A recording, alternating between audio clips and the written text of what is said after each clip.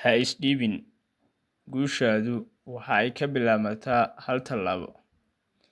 Assalaamu calaykum dhammaan saaxiibadeyda qaaliga ah. Maanta waxaan idinla wadaagayaa fariin kooban laakiin muhiim ah. Fariintan waxay ku socotaa qof kasta oo dareemaya daal,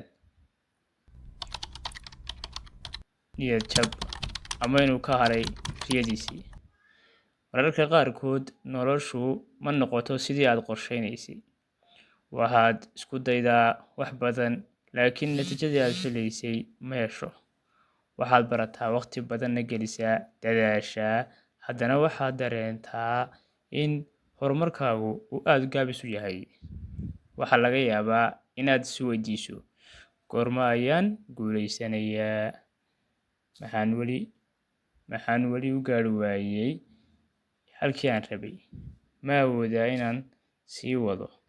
Haddii aad maanta su'aalahaas isweydiinayso, hal shay xasuuso: ha is-dhiibin, safarkaagu weli ma dhammaan. Guushu mar walba si degdeg ah uma timaado. Dad badan waxay arkaan oo keliya natiijada qofka, laakiin ma arkaan habeenadii uu soo jeeday, caqabadihii uu soo maray, khaladaadkii uu sameeyay, iyo waqtigii uu ku bixiyay inuu naftiisa horumariyo.